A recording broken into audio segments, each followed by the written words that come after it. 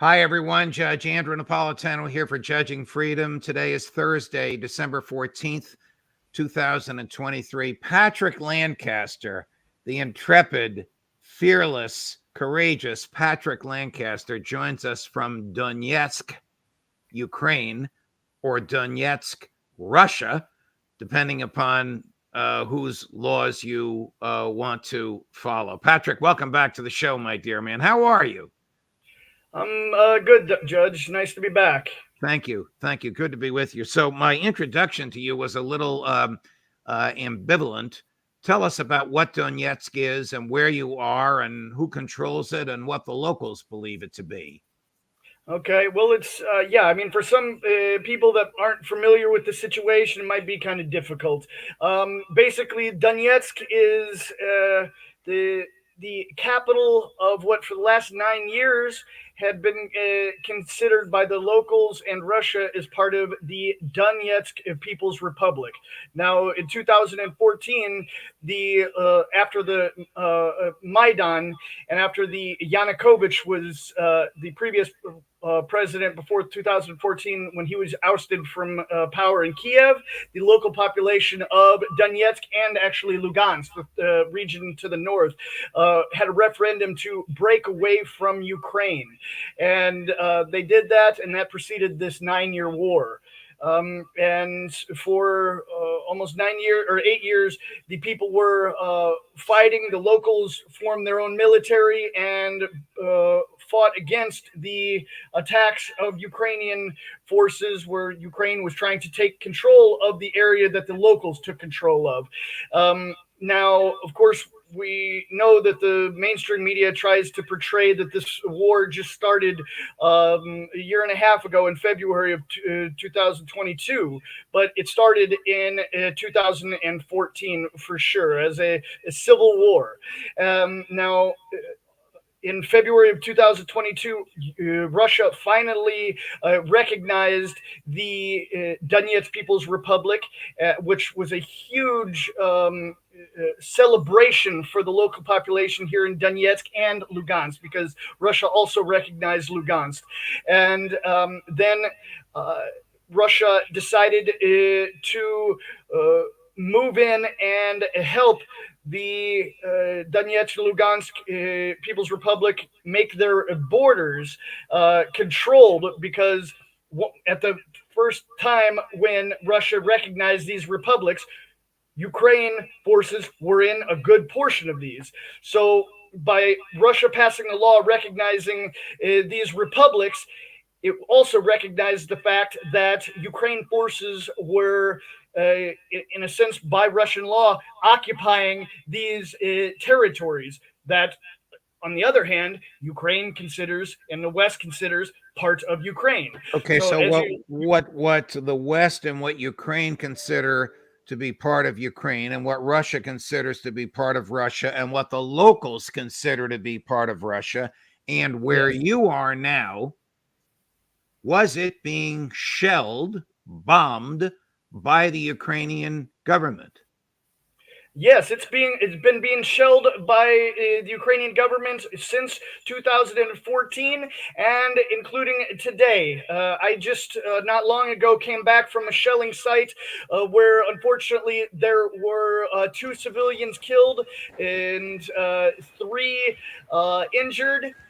And there we can see, unfortunately, one of the victims that was a civilian woman that was killed. Now, this was in a civilian building, a administration building, and now that is these military members are the military inspectors that come and record for official purposes the results of these attacks. Now they go to every case. So this building with the flag on it, and where that unfortunate woman's remains lie, how far is it from you? And is it in this area that Russia and the locals say is Russian and Ukraine says is Ukraine? Yes, this is in the center of Donetsk, just about a kilometer or a mile and a half from where I am right now. And that building seemed to be, from what we were told by the locals, as a kind of management and control area for the governmental workers that take care of the street lights for the city, and it was many civilian apartment buildings around it, and we could see by the exact hole on the roof of it was seemed to be, with all of my information, my experience, a United States supplied HIMARS that hit directly in that civilian area. So, And it's not so the first time. This is a virtually near daily thing that happens in Donetsk. The Ukraine fires these Western supplied weapons, particularly the HIMARS, on to civilian areas. And what the new development Ukraine has been doing, they fire, then wait, and after about a half an hour to an hour, they do a double tap and fire again, targeting and the first responders, which includes emergency workers, journalists. Just in the last month, about a month ago, there were 3 journalists that were injured by these double attacks, which is a violation of the Geneva Convention targeting first responders. And there's been many firefighters killed and other emergency workers. And particularly just about a month ago, a little over a month ago, in the center, there was a HIMARS attack where many people were buried under rubble. And a colleague of mine, American and Australian journalist, filmed a interview with a 19-year-old child or young man, and he was there trying to dig out some of the people that were stuck under the rubble. And my colleague had left, and just minutes later, a second HIMARS came and it severely injured this young man, and he laid in intensive care for a week. This is a young man, a civilian, just out of high school, and laid in intensive care for a week and unfortunately lost his life because of these violations of the Geneva Convention by Ukraine, targeting first responders, hitting the same location in civilian areas after there's time for first responders to come. So let me just make sure, because we have an international audience here, that I have this straight. The government of Ukraine, President Zelensky's government, is using American weaponry and American ammunition to kill people it considers to be Ukrainians, Ukrainian civilians in areas it considers to be Ukraine. Is that a fair statement of what's happening? Unfortunately, yes. And this is a form of ethnic cleansing, you could say, because the population that lives in these areas are mostly ethnic Russians. And the Ukrainian government is viewing the Russian people that consider themselves Russian. They don't consider themselves Ukrainian anymore, because when Yanukovych was ousted in 2014, they viewed their Ukraine as dead. This is what the locals say. They view themselves as Russian here and want to be part of Russia, and wanted to be part of Russia for the last 9 years, almost a decade. But Ukraine kept on and did not give them the freedom of self-determination, even though there's been 2 referendums. The first was to break away from Ukraine in 2014, and the second was last year to join Russia. In September of last year, these regions voted to join Russia. But the Ukrainian government will not let these people have self-determination. Okay, let's switch from the politics to military. What is the state of military affairs, bearing in mind President Zelensky exploded at General Zaluzhny, the commander of Ukraine troops, when General Zaluzhny told The Economist magazine about a month ago that things were at a stalemate. We know that the so-called spring offensive, which became a summer offensive, was a dismal failure.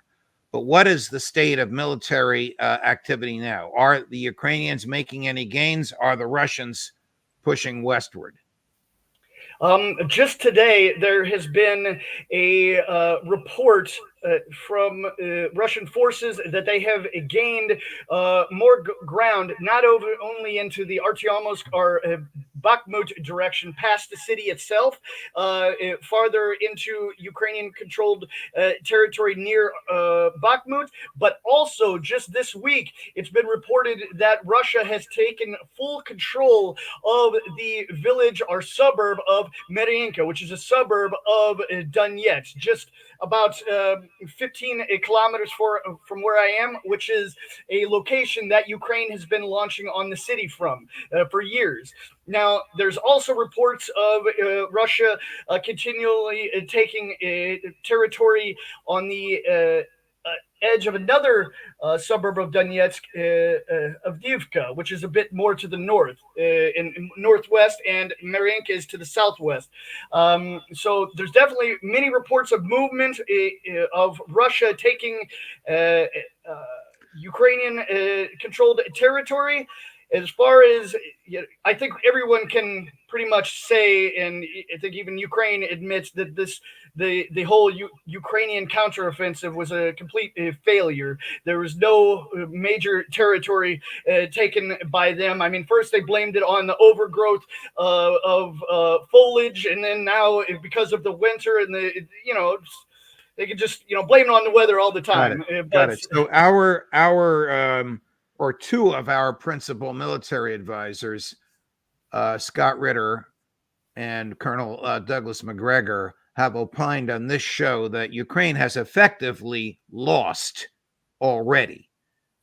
Is that and they have a number of measurements for that: the number of military killed, the absence of Ukrainian movement, the stability of the location of Russian troops, the impregnability of Russian defenses, etc.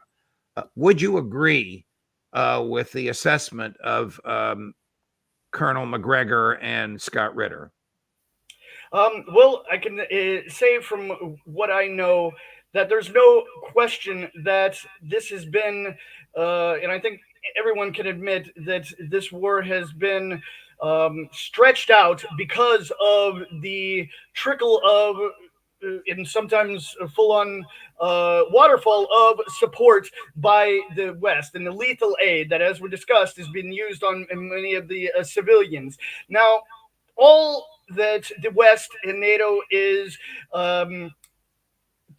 doing with this aid is prolonging the war and making more of a civilian and overall just casualties happen. More people are dying because of the so-called lethal support from the West. That's what is being accomplished by the tax dollars of the West. Just the loss of more and more life. And like Trump said when he was asked who he wants to win, he just wanted people to stop dying. And I think that's a pretty good idea to have. People just need to stop dying.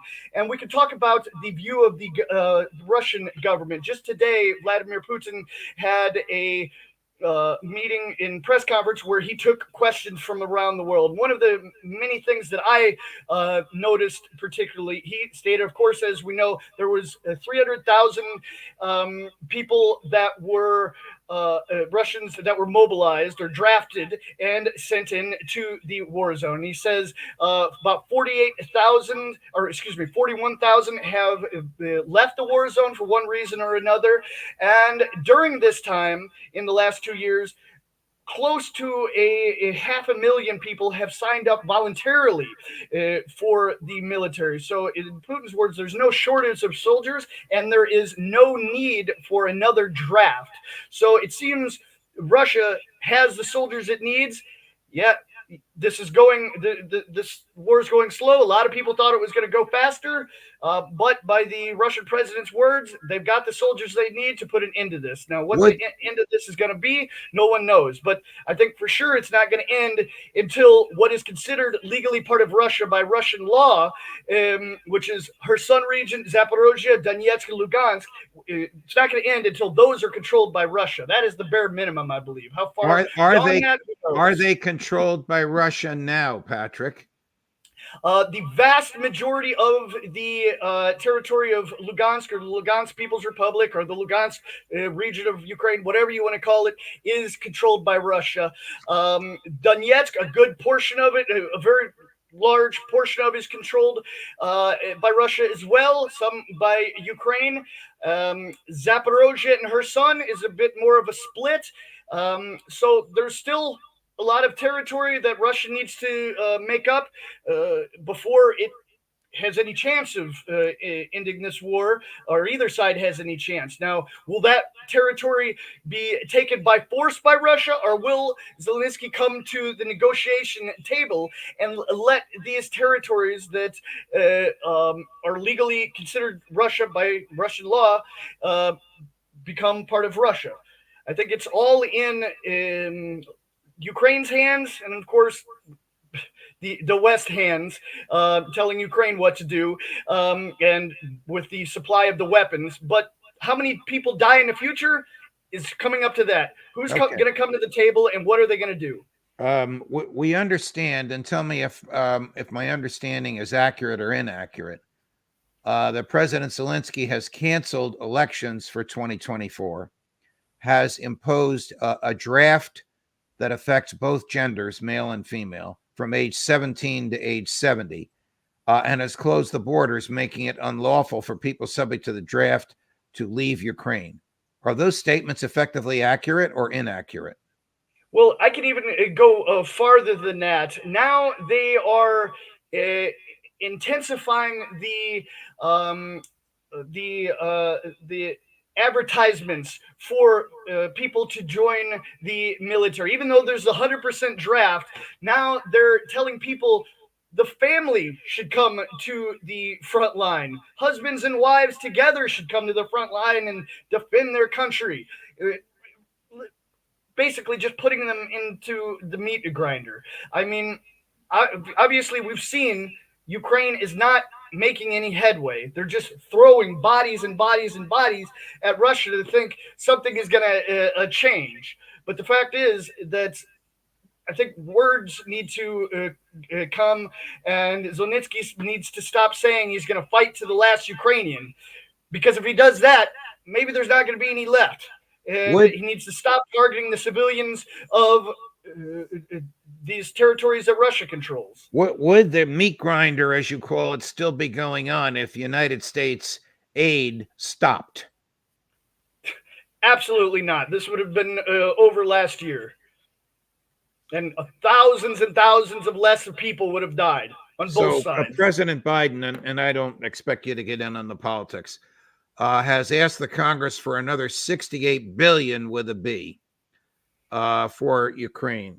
He has the votes in the Senate. It doesn't appear as though he has the votes in the House of Representatives. But here he is just a few days ago, number 5, Chris, chiding Republicans. But I want you to listen to what he says at the end of this statement. It's only about half a minute long, Patrick.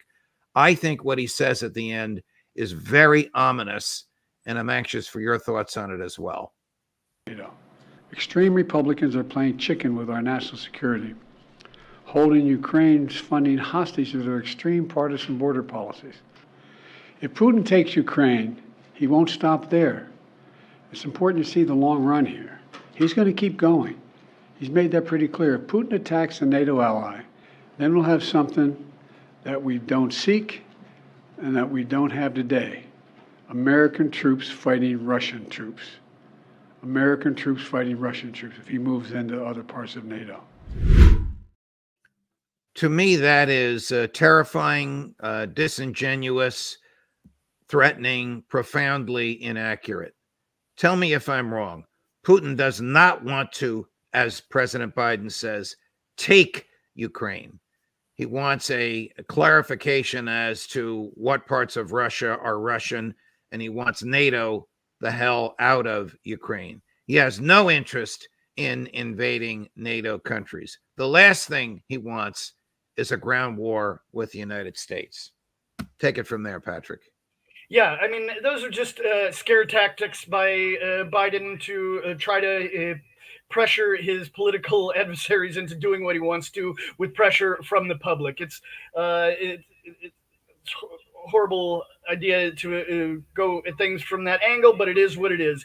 Now, of course, Putin does not want to move into NATO and starts World War III. A lot of this has come from NATO pushing towards Russia. Right now, Putin wants to control what's part of Russia by Russian law. Now, if the White House and Kiev continues to play games here, how much farther that's going to go deeper into Ukraine to make more of a buffer zone or demilitarization zone to separate NATO from Russia in this area. Who knows? It's up in the air. But obviously, the most intelligent thing for Ukraine to do right now, as it was last year, is negotiate and give Russia what the people have said self-determination, what the local population here in Donetsk wants, and the other areas to turn over that to Russia. That's Right. the best idea that's going to bring the least amount of casualties and stop people from dying. Here's President Zelensky last night, number 8, Chris, with my friend and former colleague, Brett Baer. And of course, I spoke with senators and with President Biden and with the speaker, and we spoke about the details, which are really on today on the battlefield and what we need to success story to be against Russian attacks, invasion to Ukraine. And I think it's very important not to waste time, and it's very important to support Ukraine. We showed really success on the Black Sea. That really was very difficult operation. And we now created the route, grain route, and Russia doesn't have influence. And we, on this route, grain route, and we destroyed mostly Russian fleet that was situated in our waters and near our temporarily occupied Crimea. That was very good. I think that's huge result. And also we spoke about the Wagners. You know, on the east of our country, we destroyed their 20,000 of the terrorists. And you know that they worked in Asia, in Africa, and in Ukraine, and in Syria. So I think that it was so difficult for us to do it. But what is, I think, the most important thing to understand what's going on, that Russia didn't occupy any village, any Ukrainian village during this year. Does he know what he's talking about, Patrick? Absolutely not. There's no question that Russia has taken territory. Just this week, I mean, as he's saying this, Russia's taking control of Mariinka, which is a village that had a population of 10,000. So I mean, it's just total lies from him. And as far as says about attacking the private military company Wagner. I mean, they tried as hard as they could to stop Wagner from taking control of Artyomsk or Bakhmut, and they weren't able to succeed. And during this, and that was even before the counteroffensive. And during this counteroffensive, they weren't able to take the prize city back. So, I mean, of course, there's some areas that go back and forth sometimes, but I mean, there's no question, especially around Donetsk, that Russia has some momentum going. Obviously, not as fast as some would like in Russia, but it is what it is. Henry Kissinger passed away recently. You know, his legacy was in part good, ABM treaty, in part bad. A lot of millions of innocents dead. But one of the things he said that tantalizes is the following: it is dangerous to be America's enemy. It is fatal to be America's friend. Will Vladimir Zelensky learn that lesson when the money dries up? You know, what's going to happen after the West finally decides to stop? I mean, and as we know now, but with the whole developments with Israel and Palestine, things are changing quickly. Where the money's going, who's going to get the money, who's going to cry the loudest. But what's going to happen when it's done? Who knows? I mean, there's there's many rumors. There's even rumors now that Zelensky is planning an escape to the United States. So I would say if he sticks around and it comes to the fact of Russia taking control of all of Ukraine, or at least demilitarizing the full part of Ukraine. I mean, Russia said they don't want to, make all of Ukraine Russia. They just want these four territories, which the local population voted for. But we'll see how it plays out. How long can President Zelensky stay in office? Is General Zelensky a threat to the presidency of Zelensky? That's beyond my expertise going in that direction. That's too far past the front line for me. Okay. But once the front line moves, we'll address that, Judge. Okay. People want to know, we have I'm blessed with a large audience thanks to intellect and courage of people like you. And people want to know how they can find you and how they can fund you. Well, my main work and reports go out on my YouTube channel. You can just easily search Patrick Lancaster, or also just put in as my tag Patrick Lancaster News Today. And I am a totally independent crowd-funded journalist, even though I do cooperations with different channels, different other independents, such as yourself, or Redacted and other channels. I'm always funded only by my viewers, totally crowd-funded, so I can film what I want, make the reports I want, because I only answer to my viewers. So people can support my work via Buy Me a Coffee, just by searching Patrick Lancaster.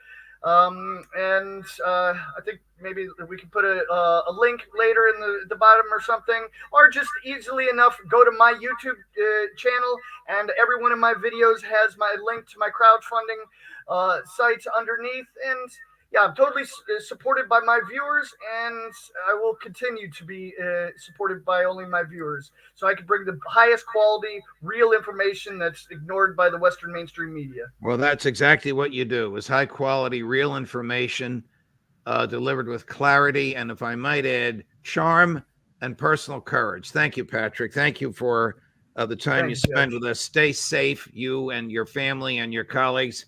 And will you come back again soon and give us another report when there's information worth reporting? Yeah, for sure, Judge. I'll always be happy to come back and have a chat with you. Okay. Your fans love you, and we're deeply grateful. If we don't speak in the next 2 weeks, Merry Christmas to you and your family. Merry Christmas, Judge. Thank you very much. Thank you. Wow. I love interviewing him. It's so on the spot, so raw, so in your face, so factually based.